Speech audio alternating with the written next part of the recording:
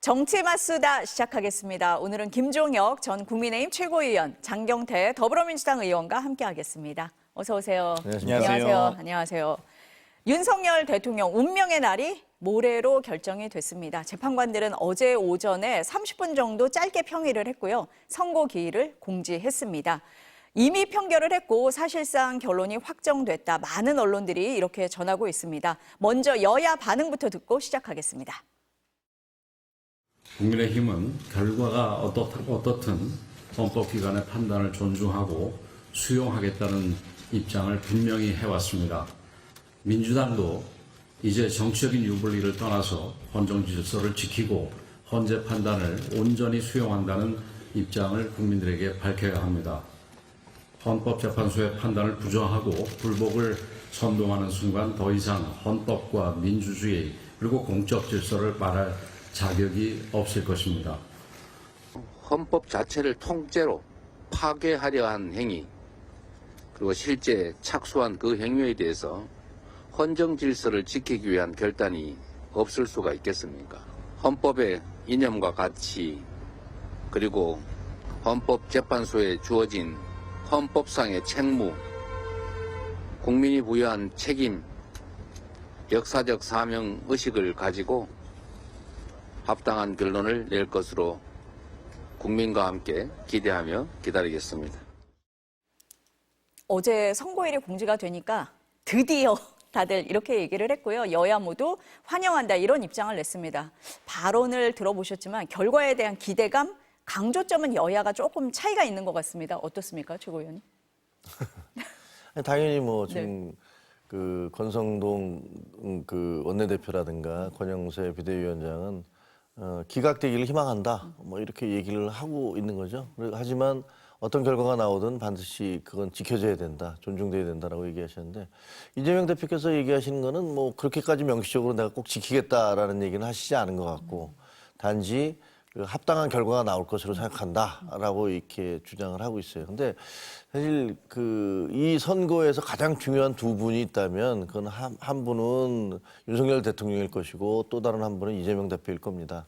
그래서 저는 이재명 그 대표께서도 어떤 결과가 나오든 나는 그 헌재 판결에 따르겠다라는 얘기를 해주시는 게 좋겠다고 생각하고요. 또 윤석열 대통령도 마찬가지로 그 부분에 대해서 어떤 결과가 나오든지 거기에 따르겠다라는 그걸 발표를 해줬으면 좋겠다라고 희망을 합니다. 해주실지 안 해주실지 여부는 아마 안 해주실 것 같아요. 그렇지만 두 분 모두에게 그런 걸 기대는 합니다. 윤 대통령은 안 해주실 것 같다고 아니, 하고 두 분 다 안 하실 것 같아요. 이재명 대표 명시적으로 안 하실 것 같아요. 어때요? 아니 선제 선거를 뭐 승복하냐 안 하냐는 사실 큰 의미가 없는 얘기고요. 사실 좀 아쉬운 것은 마흔여 헌법재판관에 대한 임명을 하라라는 헌재 선고에도 불구하고 임명하고 있지 않은 한덕수 대행을 저는 규탄할 수밖에 없고요. 또 한편으로는 사실 뭐 헌재 결정을 승복하냐, 만약 내일 윤석열 대통령에 대한 탄핵 심판이 인용이 되냐 기각이 되냐에 따라서 사실 인용이 되면 인용되는 대로 당연히 대한민국 헌정 질서가 복원되고 다시 한번 대한민국의 민주주의의 토대가 단단함을 보여줄 텐데 기각될 경우엔 뭐 저희가 승복을 안 한다고 한들 다 민주당 국회의원들 다 끌려갈 텐데 지금 언론인들 다 제가 보기엔 다 뭐 구금되거나 연행될 텐데 그게 무슨 의미가 있겠습니까? 그러니까 기각되면은 저는 뭐 승복 이런 대화 자체가 큰 의미가 없고요. 아마 뭐 오늘로서 저희 두 명의 MBC 출연도 마지막이 되지 않을까라고 생각이 들 정도로 기각이 되면 이 대한민국 헌정 질서가 붕괴되기 때문에 정말 저도 상상하기 어려운 상황이기 때문에 제가 뭐 그 기각 이후에 그걸 승복하냐 안 하냐는 참 그런 말 자체도 참 의미가 없다고 봅니다. 그러니까 장경태 의원님은 기각되면 절대 안 된다 이 말을 굉장히 강하게 강조하시느라고. 기각 이후의 상황은 아무도 예측할 수 없고요. 혼돈의 카오스죠, 대한민국이. 장 의원님 말씀하시는 거 보니까 민주당에서 기각이 되면 대단히 상황이 복잡해지는 건 뭐 분명할 거예요. 그렇지만 그렇다고 해서 우리 둘 다 끌려간다. 여기는 못 나온다. 너무 과장이신 거고.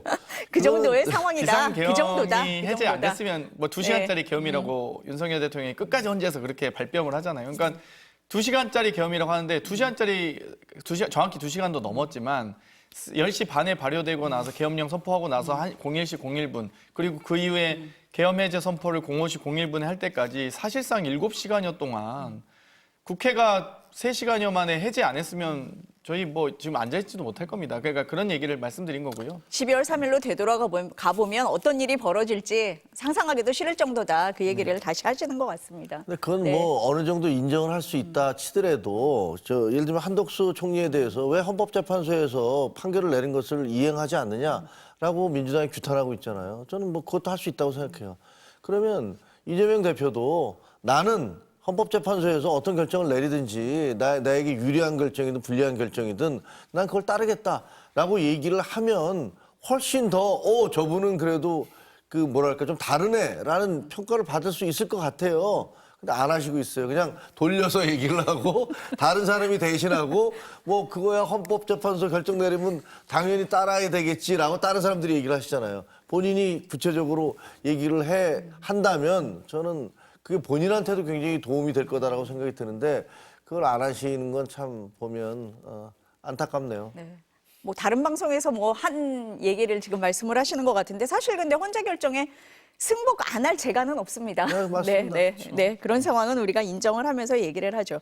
그럼 선고일이 공지가 됐습니다. 그럼 선고일이 공지가 됐다는 건 이미 헌재 내부에서 어느 정도 결론을 내린 거다. 이렇게 보십니까? 저는 그렇게 봅니다.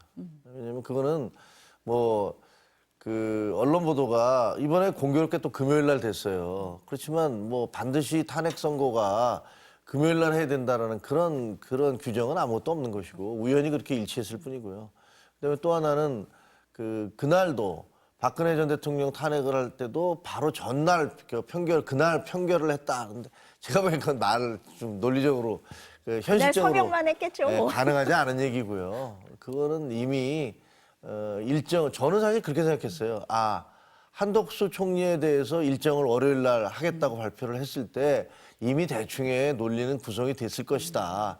왜냐하면 한덕수 총리와 윤석열 대통령과는 상관관계가 있는 거잖아요. 그러니까 그게 동떨어져서 여긴 따로 하고 그다음에 다시 논의를 해서 대통령 부분에 대해서 논의를 한다라는 건 저는 좀 아닌 거라고 생각을 하고요. 그렇게 따지면 그동안에 여러 군데서 이렇게 얘기했었던 뭐 이래서 저래서 늦어지고 있다라는 것들이 사실은 나중에 알고 보면 다 틀렸을 수도 있습니다. 그랬을 수도 있어요. 네, 그랬을 수도 있어요. 그러면은 최고위원님 보시기에는 이미 어느 정도 결론이 난 상태에서 조금 시기를 봤다. 이렇게 보시는 겁니까? 중간에 네. 보면은 늦어질 수밖에 없는 그런 이유들도 좀 있더라고요. 왜냐하면 한덕수 총리에 대해서 먼저 판단을 해야 될 거 아니에요. 그다음에 감사원장하고 서울중앙지검장, 대통령을 예를 들면 탄핵하든가 인용하든가 하는데 이거 그냥 놔두고 하기도 어려워요. 그러니까 이런 부분이 있죠. 그다음에 이재명 대표에 대한 고등법원의 판결이 있었죠. 그다음에 오늘 이루어지는 선거가 있잖아요. 재보궐선거. 재보궐선거 앞에 판결을 내려버리면 이 재보궐선거에 그렇게 크지는 않은 선거라 하더라도 어쨌든 결정적인 영향을 미치게 되니까 이 부분까지도 고려를 했을 거예요. 그렇게 해서 따져보면 어쩌면 헌법재판소 재판관들이 그런 일정들을 쭉 놓고 볼 때 이거 재보궐선거 뒤로 가는 게 맞겠다라고 판단을 했을 수도 있다. 그런 생각이 들어요. 저희가 사실 재판관들 취재가 안 되니까 여러 가지 해석을 나왔는데 헌법재판관들이 나중에 저런 해석을 했었구나 이럴 수도 있어요. 그럼 의원님 보시기에는 이미 헌재가 어느 정도 결론을 내렸다. 이렇게 보십니까? 어떠세요? 당연히 결론을 내리고 선고 기일을 정했다고 보고요. 아마 헌정질서 복원을 위한 여러 가지 고심을 한 걸로 보입니다. 다만 이제 저는 재보궐선거를 염두에 두진 않았을 거다. 그러니까 전체적인 대한민국의 헌정질서를 고민하지 뭐 일부 지역에서 있는 재보궐선거를 아마 고려 대상으로 포함하지는 않았을 것 같고요. 가장 핵심적인 사안이었던 한덕수 국무총리에 대한 탄핵 심판, 이 부분에 대해서 여러 판결문에서도 이미 저는 어느 정도 해답이 나와 있다고 봅니다. 그러니까 두 분의 대통령과 총리의 이 탄핵 심판 청구가 맞닿아 있기 때문에 아마 가장 중요한 대통령에 대한 탄핵 심판을 먼저 한다고 했음에도 불구하고 총리에 대한 탄핵 선고를 먼저 했던 이유는 아마 헌정질서 복원을 위해서 총리를 빠르게 복귀시키는 것이 필요하다라고 봤던 것 같고요. 이 여러 5명의 기각이나 2명의 각하에서도 봤듯이 위헌 위법적인 이 비상계엄에 대한 어떠한 언급도 없습니다. 그리고 거기에 대해서 그 책임을 기각에 대한 전체적 사유도 이 위헌적인 이 비상계엄 선포에 대해서 한덕수 총리에게 책임을 묻고 있지 않습니다. 그러니까 저희가 탄핵소추안에는 여러 이 비상계엄에 대한 또 내란 공범에 대한 여러 가지 사유가 있는데 그 사유에 대해서 여러 소추 안에 여러 이 탄핵 사유에 대해서 어느 정도 코멘트를 다는데 그 코멘트 뺐거든요. 결국 이 내란에 대한 비상계엄, 위헌적인 비상계엄에 대한 책임은 결국 윤석열 대통령을 지목하고 있는 것이고 아마 이번 주 금요일에 있을 헌재 대통령 탄핵 심판 과정에서도 아마도 이 비상계엄에 대한 언급 없이 탄핵 심판할 수가 없습니다. 그렇기 때문에 인용이든 기각이든 근데 기각으로 과연 그 위헌적인 비상계엄에 대한 또 위헌적인 포고령에 대한 또 국회와 선관 침탈에 대한 법리 구성이 가능하냐 했을 때 대부분의 뭐 제가 아는 뭐 제가 다 알 수는 없겠지만 대부분의 법조계의 시각이나 헌법학자의 시각은 위헌적이었다라는 걸 모두 다 인정하고 있기 때문에 아마 이 기각으로 법리 구성을 하기는 어려울 것이고요. 또 한편으로는 뭐 각하로 한다고 할지라도 각하는 어찌되건 소의 어떤 이익이 없는, 그러니까 소의 대상이 되지 않는다는 것으로 각하를 하는 것이기 때문에 그렇다고 한다면 이렇게 각하 의견을 내신 분들의 의견을 심도 깊게 논의하기에는 너무 평의 시간이 길었습니다. 그렇기 때문에 저는 각하 의견도 거의 없어졌다라고 보고 또 심지어 한덕수 총리 과정에서 각하 의견도 150명이냐 200명이냐에 대한 각하 의견이었지 그 각하에 대한 요건이나 구성 요건이나 내용에 대해서 각하 의견이 없었습니다. 그렇기 때문에 제가 보기에는 아마 8명의 헌법재판관이 정말 30여 년의 판사 인생을 또 법리 검토를 많이 해보신 분들로서 이 사건에 대해서 뭐 이 정치적 성향 뭐 이런 걸 뭐 어떤 모 정치인들은 뭐 정치적 공방할 수 있다고 봅니다. 그런 예측할 수 있다고 보는데 법리 구성을 할 때 인용 이외의 다른 법리를 구성하기엔 참 어려웠을 것이다라고 생각합니다. 그럼 장 의원님은 이미 결론은 나왔고 일각에서 제기했던 그 5대3 그 얘기가 안 된다, 그거 깨졌다 이렇게 보시는 거네요 지금.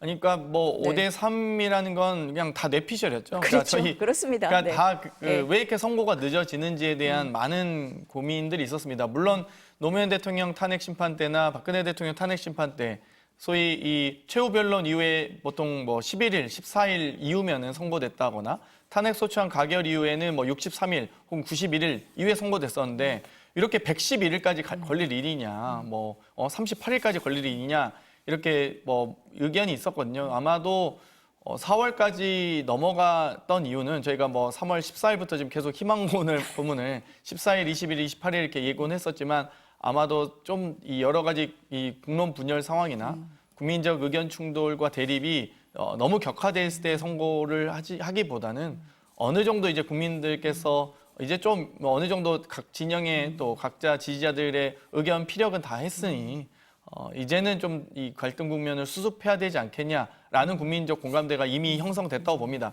그렇기 때문에 아마 여야가 모두 지난 월요일에 있었던 법사위에서마저도 선고 빨리 하시라라는 질책이 이어지지 않았습니까? 헌재 사무처장을 대상으로. 그렇기 때문에 아마 헌재가 적절한 시점을 보신 게 아닌가 이런 생각이 듭니다. 그 장 의원님은 뭐 5대3 이런 얘기는 다 밖에서 우리가 해석을 하는 거지 근거가 있었던 건 아니지 않냐라는 말씀과 함께 헌재에선 그럼 뭐 사회 갈등 대립 이런 외부적인 상황을 좀 염두에 뒀을 거다, 감안을 했을 거다 이렇게 보시는 겁니다. 어떠세요, 최고 위원님은? 5대3 얘기가 나온 건 사실은 이제 모 방송사의 기자, 법조 기자가 분석 기사를 썼는데 그 분석 기사가 굉장히 네. 상세하고 네. 보통 사람들이 잘 모르는 내용들을 많이 들어가 있었어요. 그게 나오고 난 다음에 대들하게 걸렸구나 5대3으로 이런 얘기들이 일반화되기 시작했어요. 근데 정작 그 기자는 주장하기를 네. 나는 다양한 가능성을 쓴 건데 왜 자꾸 내가 5대3으로 대들하기 확정적이라고 그렇게 얘기를 하느냐라면서 또 상당히 그걸 부인하고 있거든요. 그리고 있기 때문에 사실은 뭐가 맞는지는 잘 모르겠어요. 그 헌법재판소의 그 비밀 유지 이런 것들은 정말 거의 전 세계 최상인 것 같아요. 인정해야 될 것 같습니다, 네, 이번에. 진짜 아무도 모르잖아요. 네. 여기저기서 별 얘기 다 나오지만 뭐 민주당도 그렇고 국민의힘도 그렇고 다 모르는데 이번뿐만이 아니라 지난번에 박근혜 전 대통령 탄핵 선고하는 날도 바로 전날까지 나중에 이제 회고록을 들어보면 바로 전날까지도 박근혜 대통령과 참모들은 우리가 임명한 재판관들이 많기 때문에 기각이다. 이렇게 얘기를 했었다고 하니까 그렇지만 8대 0이 나왔잖아요. 그러니까 뭐 얼마나 철통 같은 보안이 유지됐는지 뭐 그때도 그렇고 이번에도 이렇게 나라가 뒤집혔는데도 나는 사실은 보면은 그때 뭐 누가 뭘 알고 있어, 뭐 누가 거기에 빨대가 있어, 무슨 뭐 정보원이 있어 얘기했지만 다 아니었던 거잖아요. 그런 걸로 보면 보안을 철저히 지키고 있고 저는 아마 5대3 이게 아마 가능하면 전원일치로 가려고 노력을 했을 것이다. 그래야지 이 국가적인 어떤 갈등 이런 것이 최소화되려고 되기 때문에 적어도 뭐 6대2 이렇게까지 그것보다도 오히려 8대0이거나 7대1 쪽으로 가려고 헌법재판관들이 서로를 설득하고 노력하고 뭐 이런 것들이 있지 않았을까 싶어요. 근데 이거는 이제 인용이 될 가능성이 더 높은 쪽에서 하는 얘기고. 근데 이제 반대로 4대4가 됐을 가능성도 없지는 않죠. 그건 뭐 물론 가능성이니까. 왜냐하면 5대3이라는 거는요. 마은혁 재판관이 임명이 안 돼 있는 상태에서 5대3이잖아요. 그러니까 그 헌법재판소에서는 그 사람 임명하세요라고 자기들이 명령을 내렸는데 그게 안 지켜지고 있는데 이분이 오면은 6대3이 되면은 인용이 되는 거잖아요. 그러니까 임명 안 된 한 사람이 이 판결 전체를 뒤집을 수 있을 상황이라면 그 결정을 내리기가 쉽지가 않아요. 근데 4대4라면 다르잖아요. 4대4라면 어느 쪽에 와도 다 기각이잖아요, 그거는. 그러니까 4대4라면 만약에 헌법재판관들이 어차피 마은혁 재판관 임명 안 됐어도 4대4 기각으로 우리가 그냥 질질 끌어서 만약에 4월 18일까지 가서 두 사람이 그 문영배, 이미선 두 재판관이 떠나서 6명 남으면 헌법재판소도 완전히 무력화되고 그다음에 또 야당에서는 또 한덕수 권한대행 탄핵한다고 하면 정부도 완전히 무기력화돼서 무정부 상태가 되니 그냥 기각이든 뭐든 냅시다. 이렇게 할 수도 있죠. 근데 그 가능성이 이렇게 높지는 않아 보이긴 하지만 그럴 가능성도 배제할 수는 없다. 오늘 아침에 보니까 국민의힘에서는 4대4 얘기가 나오고 민주당에서는 4 더하기 4 얘기가 나와서 8대0이다 이렇게 전망을 하기는 하더라고요. 그럼 장 의원님은 뭐 전원일치로 판결을 할 거다 이렇게 보십니까? 네, 아마 전원일치 판결 중에 이제 부대 의견은 달 텐데요. 여러 가지 뭐 위법성의 조각 사유나 이런 것들 좀 부대 의견 낼 것 같긴 한데 어찌됐건 8명의 인용은 뭐 아마 법을 그래도 조금이라도 아시는 분들이라면 아니면 뭐 법까지는 깊이 안 들어가도 상식의 선에서 우리가 국민적 눈높이와 공감대라는 게 있기 때문에 충분히 저는 인용이라 보고요. 4대4라고 이제 국민의힘에서 이제 뇌피셜로 많이 주장을 하고 있는데 또 그 근거가 이진숙 방통위원장 관련된 탄핵 심판에 대한 근거거든요. 근데 이진숙 방통위원장에 대한 이 탄핵 심판 선고 내용과 방통위의 의결 종족수라든지 5인 체제의 합의쟁정기관을 2인으로 했던 부분에 대한 여러 가지 위법한 의결에 대해서 탄핵에 이를 정도인가, 그리고 임명 직후에 있었던 한두 차례의 방통위 의결을 가지고도 할 사안인가, 이제 이런 정도의 논란이었던 것이지. 그럼에도 불구하고 전 4명의 인용이 나왔다는 것이 훨씬 더 아마 더 무겁게 생각하셔야 될 것 같긴 한데요. 어찌되었건 윤석열 대통령 탄핵 심판은 아예 뭐 양상 자체가 내용 자체가 다르고요. 사안 자체가 다르고요. 그런 점에서 봤을 때 4명이라고 하면 그러면 국민의힘에서 지목을 해주셨으면 좋겠어요. 4대4로 가면 4명이 어떤 분이 인용인지 아니면 4명이 어떤 분이 기각이신지 밝혀주시면 좋겠습니다. 그냥 뇌피셜만이 아니라 근거를 가지고 얘기를 해주시면 뭐 좋을 것 같습니다. 근데 그 근거를 못 댈 겁니다, 아마. 8대0으로 될 거다라고 보시는 거고 어쨌든 그럼 최고위원님도 이 시기가 좀 늦어진 거는 전원일치 판결을 위해서 재판관들이 좀 노력을 했을 거다 이렇게는 보시는 거네요. 그렇게 봅니다. 네.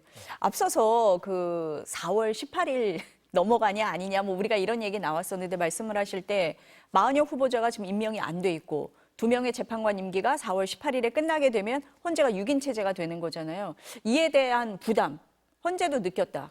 이렇게 해도 보십니까?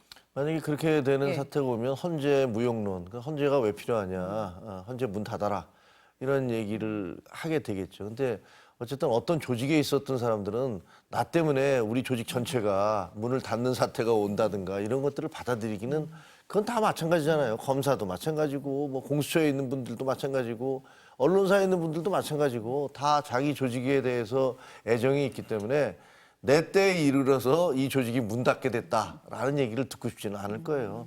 그리고 논리적으로 봐도 4월 18일 날 결정을 안 하고 떠나버린다면 그러면 그건 너무너무 무책임한 일이어서 그 현재 있는 8명의 헌법재판관 모두는 아마 그 그 법률사에서 상당히 그 비판을 받게 될 겁니다.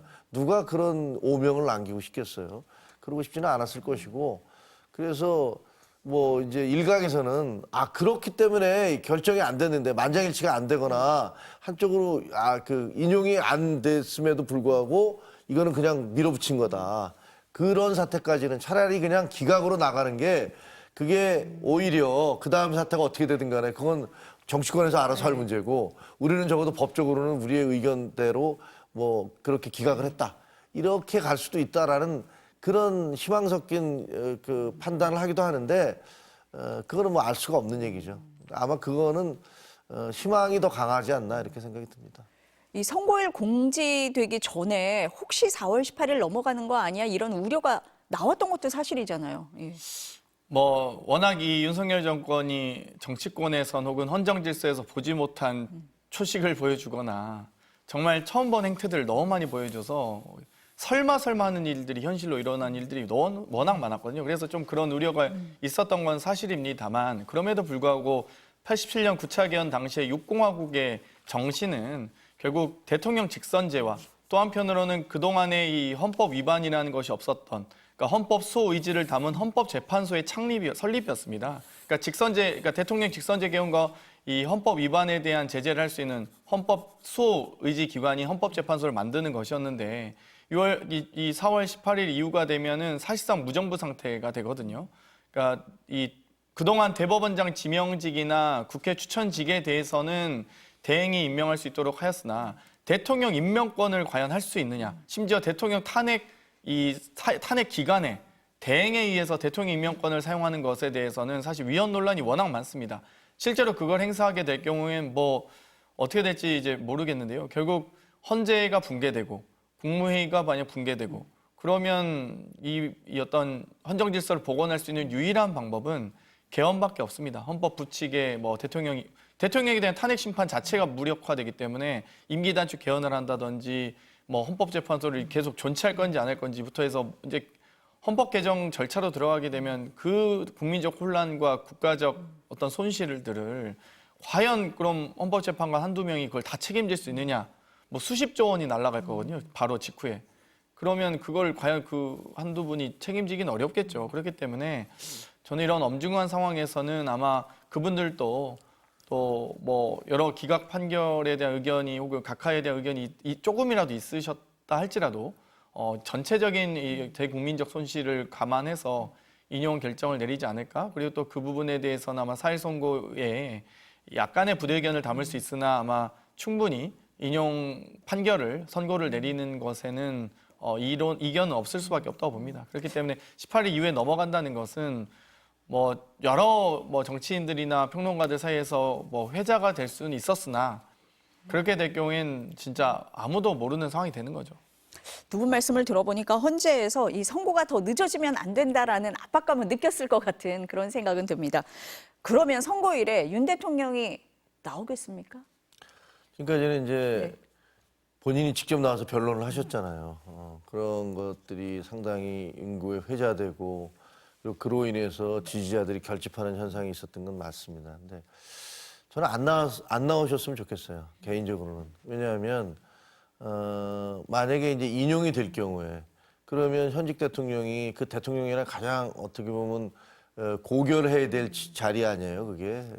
헌법의 수호자고 대한민국을 대표하는 그런 자리인데, 거기에 있는 분이 거기서 파면한다, 대통령 윤석열을 파면한다, 뭐 이런 결과가 내려질 때 그 참담함 같은 게 있잖아요. 무슨 뭐 윤석열 대통령을 지지한다 안 한다를 떠나서 대한민국의 대통령 자리가 2번이나 벌써 탄핵된다고 하는, 그것도 짧은 시간 내에, 이 광경을 보면서 얼마나 고통스럽습니까? 근데 그 당사자인 대통령이 그 자리에 앉아 있는 걸 보는 것도 많은 국민들에게 너무나 큰 고통일 것 같아요. 뭐 또 일부 국민들은 쌤통이다, 잘됐다, 뭐 이런 생각을 하시는 분들도 있을지 모르지만, 그러나 냉정하게 생각해 보면 이건 국가적인 어떻게 보면 좀 부끄러움이잖아요. 그런 면에서도 그렇고, 만약에 거꾸로 기각이 됐을 때 대통령은 또 만약에 윤석열 대통령이 일어나서 이게 정의가 실현됐습니다. 라면서 이제 본인이 막 그 본인의 지지자들에게 이렇게 말씀을 하셨을 경우에는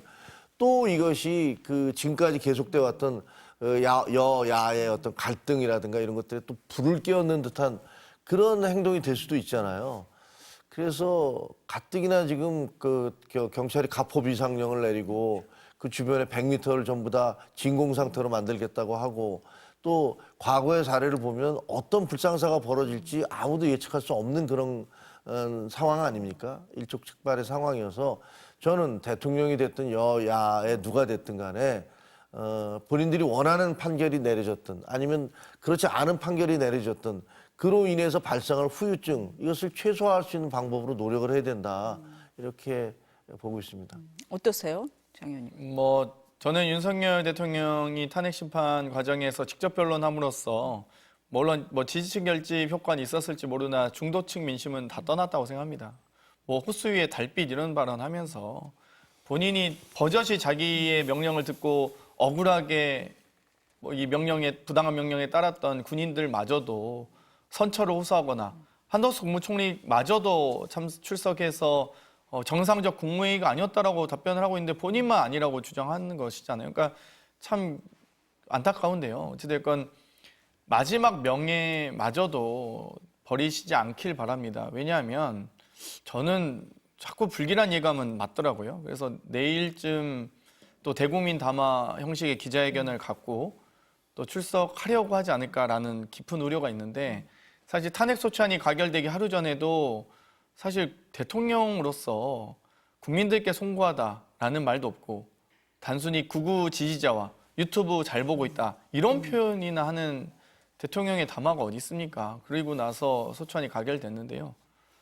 아마도 내일 혹시나 정말 기자회견 안 하시길 바라고 또 출석하실 경우에는 고통받는 사람들이 한두 명이 아닙니다. 뭐 헌재뿐만 아니라 물론 마음 같아선 내가 임명장을 줬던 헌법재판관을 뭐 노려보고 싶겠죠. 그 안에서 압박을 주고 싶을 마음도 있을 텐데 부디 그러지 마시고 겸허하게 헌재 선고를 수용하시고 또 겸허하게 받아들이기 위한 준비를 하고 계신 게 낫지 출석하는 순간 또 엄청난 혼란과 또 경찰 모두 다 혼란이고요. 지지자들과의 이 격앙된 충돌 피할 길이 없을 겁니다. 그렇기 때문에 지금 상황에선 본인이 이제 선고 기일이 예정된 만큼 최대한 진짜 마지막 대한민국을 위한 대한민국 국민들을 위한 선택이라고 생각하시고 출석하지 않으시길 바라는데 모르겠습니다. 네, 참.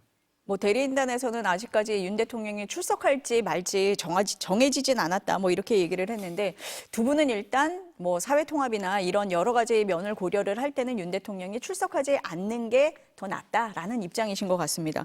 헌재가 그날 생중계를 한다고 했어요. 그리고 일반인 방청도 허용을 했습니다. 일반인 20석이 배정이 됐는데요. 그 앞서서 취재기자 얘기를 들어보니까 오전 11시 현재 6만 4천 명이 신청을 했다 이럽니다. 박근혜 전 대통령 당시에 보니까 일반인 24석 배정이었는데 19,000명이 신청을 했는데 지금 벌써 뭐 6만 명이 넘었다. 굉장히 관심이 높다 이렇게 봐야 될 것 같습니다. 헌재가 생방송을 하기로 하고 물론 대통령 탄핵 선고 때 다 생방송하긴 했는데 이번에도 허용하고 일반인 방청도 허용하기로 했다. 어떤 의미가 있다 이렇게 좀 보세요? 그건 당연히 해야 될 겁니다. 당연히 해야 된다. 네, 왜냐하면 네. 일반인이 그 지금 3,000대 1이 넘는 거잖아요.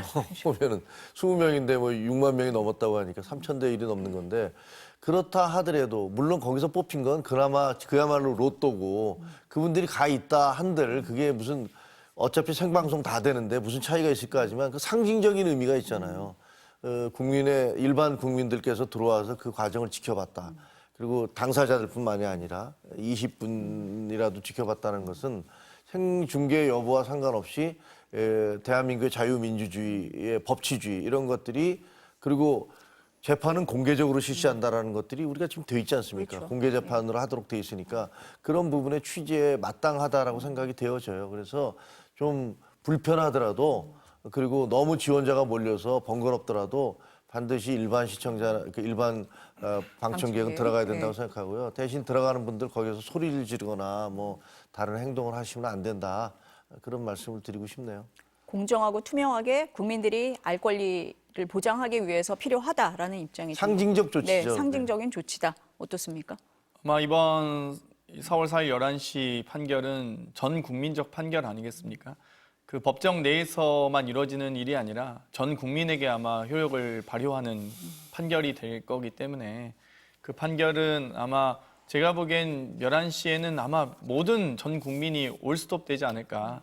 모두가 다 TV나 뭐 유튜브를 보시면서 아마 선고를 보실 것 같거든요. 그만큼 파급력이 큰 판결이기 때문에 아마 법정 안에서의 판결 소식을 속보로 전해 듣기보다는 전해서 글로 듣기보다는 아마도 전 국민이 판결문 요지를 또박또박 읽어 내려가는 헌법재판관의 이 직접 육성을 들으면서 그 선고 내용을 다들 이제 승복하는 과정이 있을 거라고 봅니다. 아마 모레 4일 11시에는 다 그거 보고 있을 거예요, 아마 제가 보기엔. 그 조갑재 네. 언론 기자시죠. 언론인 조갑재 선배님 같은 경우는 이렇게 얘기하더라고요. 그러니까 이번에 그 헌법재판소의 판결문은 아마 신생 자유민주주의 국가, 그러니까 100년도 안 되는 자유민주주의 역사를 갖고 있는 대한민국에서 아마 마그나 카르타 같은 의미가 있을 것이다. 영국의 대헌장처럼 우리 자유민주주의의 한계, 권력의 그 한계, 뭐 이런 것들을 규정해주는 그런 마그나 카르타가 될 것이다라고 얘기를 하시더라고요. 그래서 이번에 헌재 재판관들의 판결 내용이 정말로 그런 수준이었으면 좋겠어요. 그래서 진짜로 대한민국이 가야 될 것, 해야 될 것과 해야 되지 않아야 될 것, 이런 것들을 명확히 규정하는 그런 새로운 헌법을 쓰는 것과 같은 그런 정도의 수준이었으면 좋겠습니다. 왜냐하면 지난번에 이재명 대표 판결에 대해서 상당히 내용이 실망이 아니라 논리 자체에 대해서 도저히 납득할 수 없다는 분들이 많았기 때문에 저는 이번 같은 경우는 그래서 헌법재판소가 그 부담감 때문에 더 심사숙고를 했는지 저는 알 수는 없습니다만 제발 좀 정말로 기준이 되는 그런 품격 높은 판결문이 나왔으면 좋겠다라고 기대하고 있습니다. 처음에 왜 선고가 늦어지느냐라고 얘기를 했을 때 지금 최고위원님 말씀하신 그 의견이 제일 많기는 했었어요. 지금 보면 헌재가 핵심적으로 본 쟁점이 5가지가 있습니다. 뭐 계엄 선포 요건을 충족했느냐, 계엄 전 국무회의 심의가 있었느냐, 계엄 포고령이 위헌 위법한가, 국회 선관위 마비 시도가 있었나, 정치인 법조인 체포 지시를 내렸나, 뭐 이런 여러 가지 쟁점이 있어요. 아마 이거 하나하나 세세하게 보고 있을 것 같습니다. 위헌 위법하냐, 중대성은 어떤가, 헌법 수호 의지가 있느냐, 이런 부분을 좀 종합적으로 볼 것 같습니다. 어떠세요? 어디에 좀 주목할 거다 이렇게 판단하십니까? 법리적으로 따지면 다 위법이죠, 뭐. 왜냐하면 국무회의를 제대로 거치지 않았다고 총리가 얘기를 했고 다른 국무위원들이 얘기를 했고, 그다음에 포고령 자체도 뭐 또 우리 다 보셨지만 이게 국회를 정치 활동을 중지시킨다 이렇게 돼 있으니까, 그리고 무슨 의사들 복귀하지 않으면 처단한다 이런 내용들은 뭐 제가 보기에는 상당히 위법한 내용인 것 같아요. 근데 국회와 선관위에 군대를 보낸 것은 뭐 다 텔레비전으로 봤잖아요. 근데 그것도 할 수 없는 일이었잖아요. 헌법기관을 무력으로 장악하려고 한 거니까 안 된 거고, 체포 지시가 있었느냐 없었느냐는 그거 갖고서 가장 큰 쟁점과 논란이 됐지만, 뭐 보면은 그 이후에 지금 현재 재판이 진행되는 과정에서 군인들이 서로 주고받는 통신 기록 내용에서 대통령이 지시해서 지금 빨리 끌어내야 된다, 국회의원들 끌어내야 된다라는 그런 목소리들이 다 증거로 제출이 됐기 때문에 사실은 증거 능력에서 보자면 이것이 위헌적이고 위법하다는 것들을 부인하기는 법률적으로 쉽지 않을 거예요. 그러니까 야당이 아마 헌법재판관들은 전부 다 8대 0일 것이다 라고 주장하는 건 그런 근거일 겁니다. 근데 거기서 이제 결정은 이게 과연 파면을 할 정도의 중대성이 있느냐의 논란 아니에요. 근데 그거는 사실 가치 판단의 문제이기 때문에 그런 그 법률가의 양심에 맡겨야 되는 거죠. 이거는 그 길거리에서 충돌하는 분들은 완전히 다를 거예요. 예를 들면 민주당 지지하는 분들은 당연히 파면해야 된다 이런 것일 것이고, 또 윤석열 대통령 지지하는 분들은 오죽하면 그랬겠냐 뭐 이런 얘기를 하고 있는 거지 않습니까?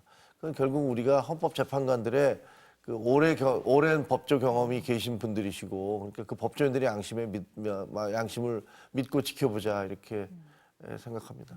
어떠세요? 아마 조갑재 위원께서 말씀하셨던 것은 아마 좀 저도 일리와 공감이 되는데요.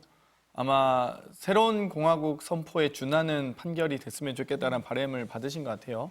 그러니까 저희가 1공화국부터 6공화국까지 또 1차부터 9차 개헌을 보면 대부분 권력자에 의해서 개헌이 이루어지든지 아니면 혁명 또는 쿠데타의 과정에서 개헌과 공화국 선포가 되는데 이번의 경우는 사실상 이 대통령이 현직 권력을 가진 대통령이 헌법을 위반함으로써 이 열리게 되는 탄핵 심판이기 때문에 다른 뭐 뇌물죄라든지 공직선거법 위반 등의 사유로 지금 탄핵 심판이 청구된 건이 아니기 때문에 사상 초유의 내란이라는 행위가 있었던 거 아니겠습니까? 그렇다고 하면 현재 헌법이 정하고 있는 대통령의 권한이 어디까지인지 그리고 그 헌법이 그 대통령의 무소불위한 권력일지라도 결코 헌정 질서를 위협해서는 안 된다라는 어떤 최고 수준의 선포문이 되지 않을까라는 기대가 있고요. 어찌됐건 뭐 그 이후에 이뤄질 새로운 뭐 어떤 대한민국의 모델 또 새로운 헌법에 대한 정신들을 담을 수 있는 논의들도 좀 더 가속화될 수도 있는 그럴 만큼의 이 뭐 현직 대통령 사상 초유일 아니겠습니까? 뭐 군인들이 쿠데타거나 정말 시민들이 혁명을 일으켰거나 혹은 현재 권력자가 개헌을 통해서 이런 부분이 아니라 헌정 질서를 그래도 점차적으로 바꾸는 과정이 아닌 정말 헌법을 뒤집어 엎을 만큼의 이 내란을 통해서 일어난 이 지금 탄핵 심판이기 때문에 아마 헌재에서도 역사적 의미를 담아서 이번 4일날 선고하지 않을까 이런 예상을 합니다. 결정문을 정말 헌재 재판관들이 하나하나 세심하게 볼 것 같은 생각이 듭니다.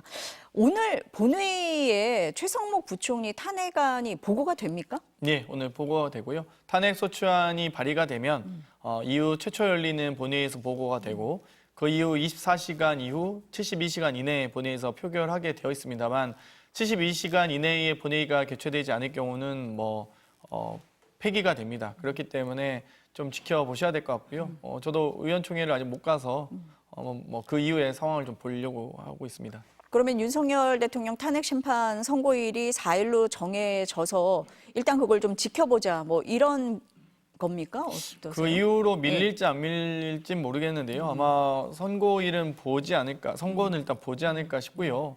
다만 이제 최성목 대행의 탄핵 이 소추안은 사실상 상당히 인용될 가능성이 높아서 그러니까 한덕수 총리의 탄핵 소추안의 경우는 이 헌법재판관 미임명에 대해서 헌재 선고 나기 전에 소추안이 가결됐습니다. 그런데 이번에 최성목 대행의 경우는 탄핵이 헌재 선고 이후에도 판결 이후에도 미임명 상태를 지속했기 때문에 여기에 대해서는 뭐 큰 그러니까 큰 이견이 없을 것으로 예상되고요. 탄핵의 사유는 분명 하나. 과연 이 헌재 판결 이후에 혹은 전후로 해서 어떤 이 논의와 과정이 필요할지는 아마 좀 상당히 고심하고 있을 것 같습니다. 지도부에서. 네. 조금 선고일이 정해진 만큼 여러 가지 상황을 좀 판단을 해보겠다 뭐 이런 입장이신 것 같습니다. 만약에요 이제 이 탄핵 심판에서 인용이 돼서 파면이 된다라고 하면은 뭐 조기 대선 얘기를 안 할 수가 없는 상황으로 가는 거거든요. 민주당은 조금 가벼우신 거 아닙니까?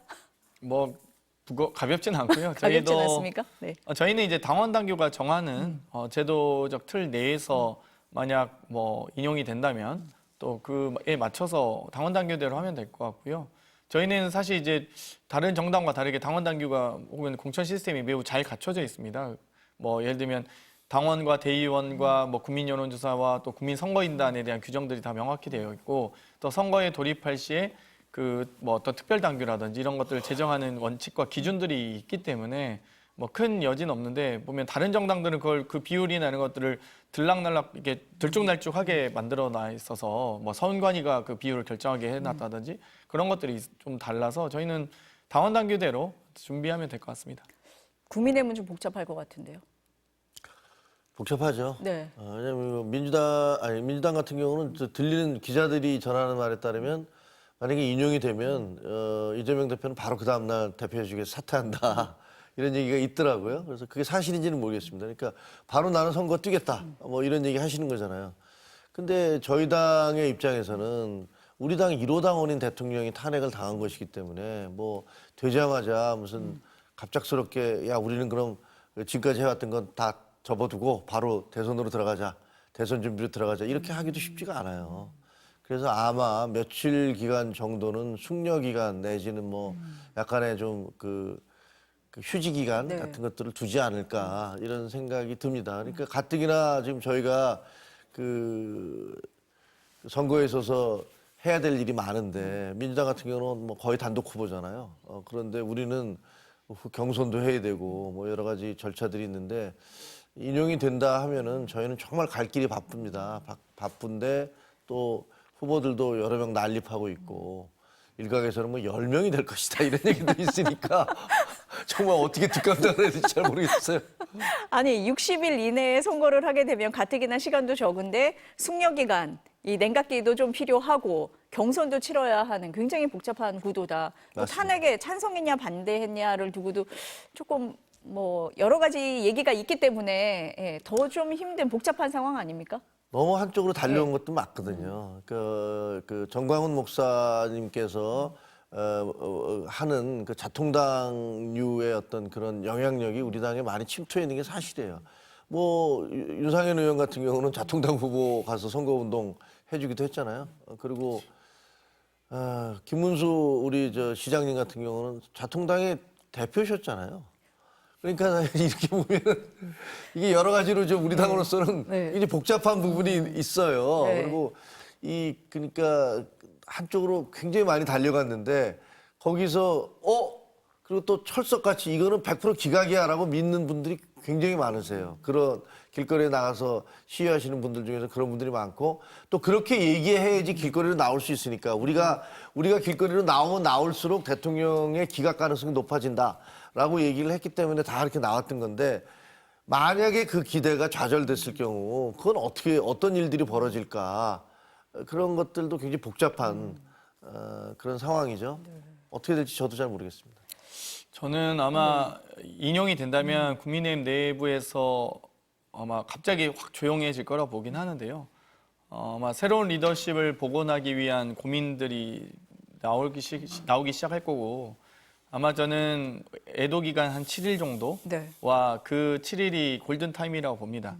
그 과정에서 보수 복원에 필요한 메시지와 행보를 보인 후보가 아마 이니셔티브를 줄 거라 보는데 그 7일간, 그러니까 인용 이후부터 한 7일 정도에 누가 이제 두각을 드러내는지, 국민의 눈높이에 맞는 공감을 얻을 수 있는 행보를 하는지가 아마 가장 중요할 것 같아요. 딱 그때 돋보이는 후보가 아마 이후 대선 레이스를 다 리드하지 않을까 그렇게 예상하고 있어요. 장 의원님 보시기에는 누가 제일 그럴 걸로 보세요? 모르겠어요. 언제 누가 행보를 잘하는지 봐야 되는데 네. 제가 보면 당연히 김문수 장관님은 뭐 약간 퇴조를 당연히 왜냐하면 어찌됐건 정치적 책임과 역사적 책임을 지셔야 되거든요. 그러니까 그 내각에서 어찌됐건 마지막까지 국민께 고개 숙이지 않았던 모습은 지금은 지지자들이 반짝 기대할 수 있으나 국민께 고개 숙이지 않은 정치인을 누가 인정할 수 있겠습니까? 그렇기 때문에 저는 김문수 장관께서 가지고 있는 지금의 지지율은 당연히 퇴조를 보일 거고 그 이후에 이제 뭐 오세훈, 한동훈, 홍준표 세 분 플러스 뭐 알파일 것 같은데 아마 결국 세 분이 경쟁하시겠죠. 근데 오세훈, 홍준표 시장님은 조금 명태균 수사도 봐야 될 것 같고요. 한동훈 전 대표께서는 어찌됐건 또 과연 이제 배신자 프레임을 뛰어넘을 수 있을지 이런 것들은 아마 그런 점에서 이번에 선거 예고에 있을 때 뭐 다른 후보들이 다 기각을 기각을 예상한다 다 이렇게 막 강경 메시지를 쏟아낼 때도 오히려 전 메시지를 내지 않았던 게 오히려 잘하신 것 같아요. 그 부분은 정중동하는 모습을 보이면서 그러니까 항상 많은 분들이 출판 기념회 안 했으면 좋겠다는 의견이 많았거든요. 왜냐하면 가만히 계셔도 인지도가 높으신 분이고 또 이 탄핵 인용 이후에는 아마 보수 복원에 대한 요청이 쇄도할 때 그때 복귀하셔도 제가 보면 충분히 아마 그러니까 그 전에 배신자냐 그 후에 이 소위 이제 뭐 복원자로서 나오실 거냐 이런 부분이었는데 아무튼 저는 인용 이후의 행보 7일간의 애도 기간과 골든타임을 잘 맞이하시는 분이 아마 리드하지 않으실까 봅니다. 이번 주 뭐 금요일에 선거가 있으니까요. 선거 결과가 나오고 다음 주에 저희가 만나서 이 얘기는 더 해보도록 하겠습니다. 오늘 말씀 여기까지 듣겠습니다. 감사합니다. 고맙습니다.